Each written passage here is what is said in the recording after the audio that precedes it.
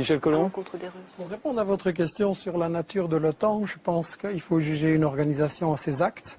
Et donc, il faut voir si vraiment il réalise les objectifs de la démocratie qu'on nous annonce dans sa propagande.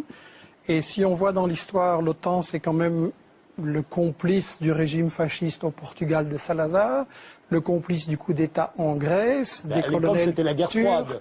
Le fascisme comme excuse pour la guerre froide ou la guerre froide comme excuse pour le fascisme, je regrette. On retrouve l'OTAN aux côtés des fascistes portugais, grecs, turcs, dans les réseaux gladiaux préparant des coups d'État pour préserver la France, l'Italie d'un grand danger, etc. Donc ça, on est juste dans la propagande. La question à laquelle il faut répondre, c'est à quoi sert l'OTAN? Et la première chose, je pense, j'aimerais qu'on y revienne par rapport à ce qui a été dit aux États-Unis et la Chine, mais la première chose, c'est qu'il faut juger l'OTAN par rapport à ses actes. Moi, je partage ce qui vient d'être dit. Les médias insistent toujours, lorsqu'une guerre est en préparation ou elle a lieu, sur ce pays-là à ce moment-là. On le présente d'une certaine manière, diabolisé, et on ne raconte jamais ce qui se passe après la guerre, quand l'OTAN a gagné. Et c'est ça qu'il faudrait regarder. En Yougoslavie, c'est une catastrophe. On a semé la haine partout. Les médicaments se vendent par plaquettes sur le trottoir. On a fait alliance avec la mafia. Le Kosovo est devenu la plaque tournante de tous les trafics. En Irak, où c'est pas l'OTAN officiellement, mais enfin bon, c'est la même chose. On a le pays est ramené à l'âge de la pierre. Il n'y a pas d'énergie. Il n'y a même pas d'essence pour les Irakiens. On assassine les scientifiques en masse.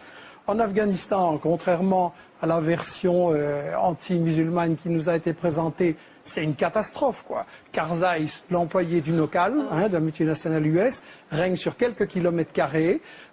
Il a fait alliance avec des seigneurs de la drogue et le trafic de la drogue a explosé en Afghanistan à cause de la CIA et grâce à la CIA.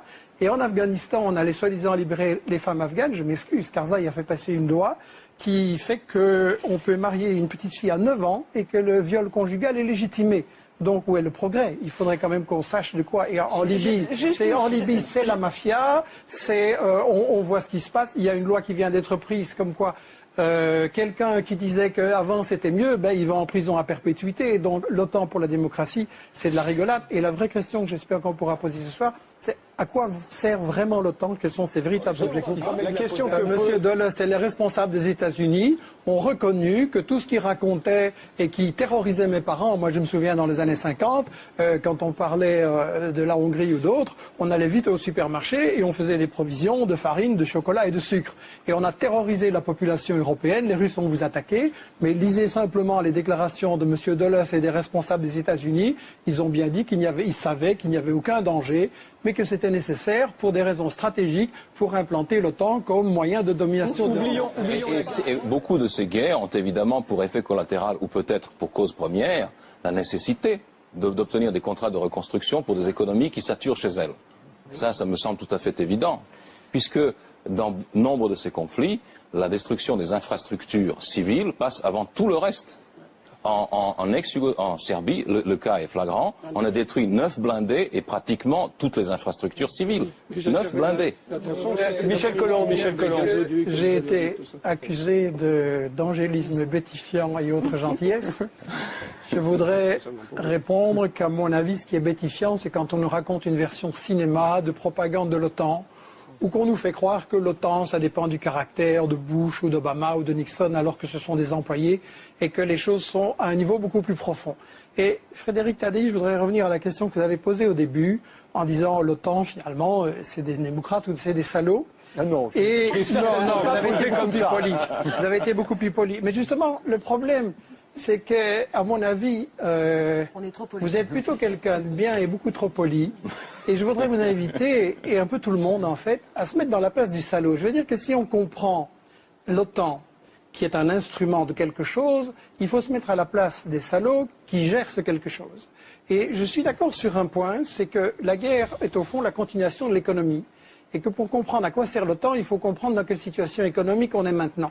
Et donc, je crois qu'il faut faire le lien avec tous les mouvements sociaux qui se passent en Europe, en Grèce, en France, etc. Toute l'inquiétude au quotidien des gens, parce qu'au fond, c'est le même problème. À savoir que quand vous êtes un bon salaud et que vous gérez l'économie, quand vous faites partie du 1%, c'est encore moins, mais enfin bon, on ne va pas chipoter, qui décide sur le sort de l'économie et des richesses, quelle est votre stratégie efficace? C'est de faire travailler les gens le moins cher possible, en les mettant en concurrence, en comprimant les salaires. Ça peut se faire en faisant travailler les vieux plus longtemps, ça peut se faire en important des immigrés en voyant qu'ils n'aient pas de droits, ça peut se faire en plongeant les jeunes dans la précarité. Bref, on va se retrouver devant, d'un côté, des bénéfices de multinationales qui ont explosé, et de l'autre côté, la majorité de la population qui ne sait pas de quoi demain sera fait et si leurs enfants auront un emploi et un avenir. Et ça, c'est le fin du système dans lequel on vit.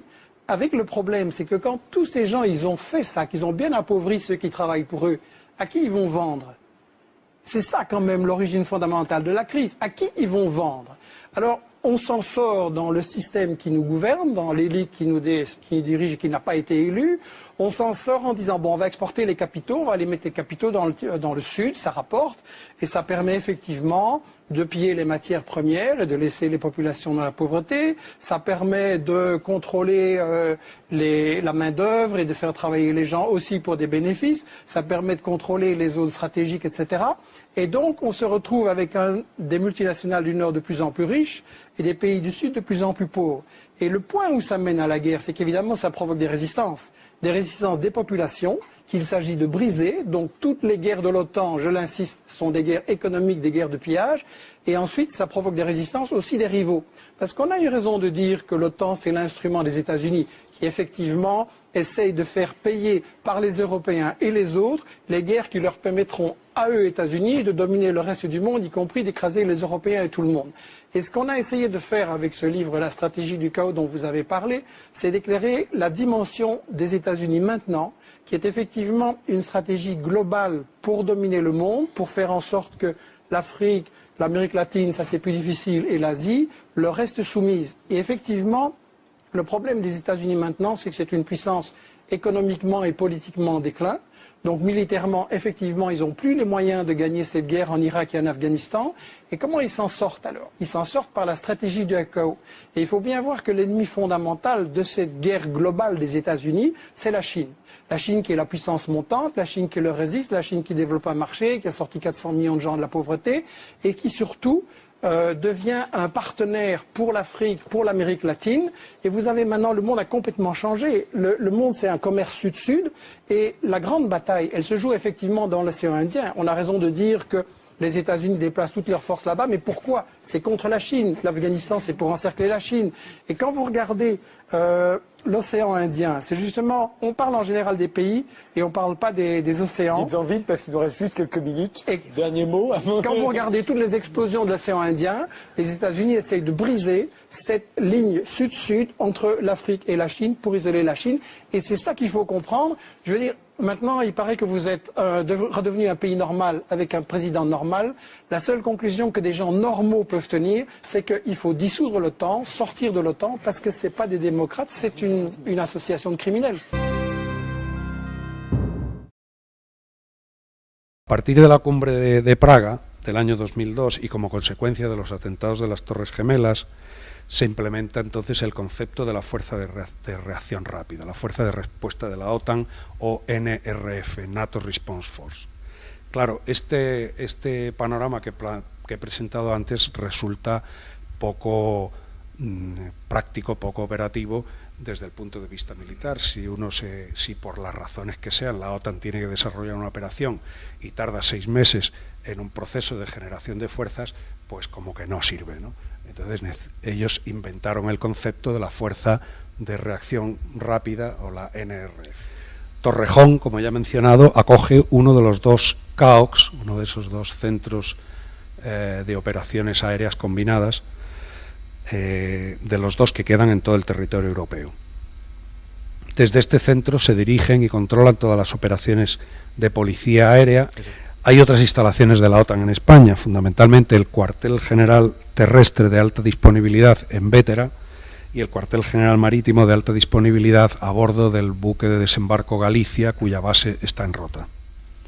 Y la base aérea de Morón, en la que el gobierno de Rajoy ha autorizado recientemente el despliegue de la Fuerza de Tarea Aire-Tierra de Marines, que es una unidad que tiene del orden de 2.200 combatientes, infantes de marina, con sus medios de transporte y concebidas para su despliegue a cualquier punto de África en cuestión de horas. ¿Cuál es el papel que le espera a España en la OTAN en el futuro?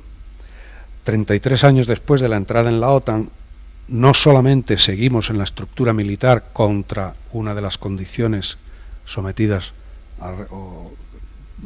a las que se condicionó el referéndum, sino que aportamos un número muy elevado de instalaciones a disposición de la OTAN y unidades de despliegue rápido en la NRF. España va a ser, de hecho, el país líder del primer componente terrestre de la Fuerza Conjunta de muy alta disponibilidad, que va a estar certificada y disponible para su intervención inmediata durante todo el año 2016. Entonces, en este contexto, ¿qué significan las maniobras Trident Juncture? Se trata de las maniobras finales en este proceso que he descrito antes de integración, adiestramiento y certificación de la fuerza que compondrá la NATO Response Force para el año 2016. Según los planes establecidos en la cumbre de Cardiff de 2014, estas maniobras habían de ser de alta visibilidad y gran participación para enviar un mensaje muy claro a Rusia tras su supuesta anexión de Crimea. Es decir, ¿por qué se realizan estas maniobras? ¿Cuándo se están realizando? ¿Y dónde se están realizando? Podríamos considerar que en este momento el mundo es un espacio de negocio de las grandes multinacionales, de las grandes corporaciones. Cualquier cosa en el mundo es objeto de negocio, y objeto de negocio en este sistema significa la obtención de beneficios a cualquier precio. ¿Qué es lo que se pretende para poder extender ese dominio económico sobre el mundo y que cualquier punto, cualquier objeto, cualquier situación pueda ser convertido en un negocio de las corporaciones? Fundamentalmente se trataría de eliminar todos los obstáculos que impiden o dificultan que este proceso se lleve a cabo. Convertir todo lo que existe en el mundo en un objeto de negocio.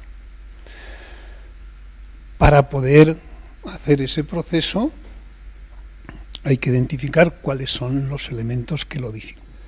Si hay que destruir, se destruye. Si hay que hacer matanzas, se hacen matanzas. Estamos acostumbrados a verlo. Si hay que extender el sufrimiento, se extiende el sufrimiento. Y no parece que podamos reconocer que eso tenga algún límite. Esa forma de acumulación requiere además una forma de dominio. No solo hay que desposeer, sino que hay que controlar el proceso y asegurar que toda esa mercantilización por desposesión se lleve a cabo. Por lo tanto, las rutas, los territorios, los emplazamientos son claves y son tan valiosos como los propios recursos. Es un recurso más de la acumulación. Ese proceso está dando lugar a nuevas formas de recolonización. Ya no solo hay que hablar de colonialismo, no hay que hablar de neocolonialismo, sino que mucha gente ya plantea que hay en marcha procesos de recolonización, de volver a colonizar los territorios con un dominio absoluto sobre lo que sucede, dejando a su población absolutamente inerme, incapaz de poder tomar ninguna decisión. Dentro de ese proceso es fundamental, de cara al control del que os hablaba hace un momento, el dominio geoestratégico, el dominio de localizaciones que pueden ser puntuales, que pueden ser regionales, que pueden ser vías completas de comunicación que necesitan ser dominadas. La península ibérica es un lugar geoestratégico fundamental para el desarrollo de estas estrategias.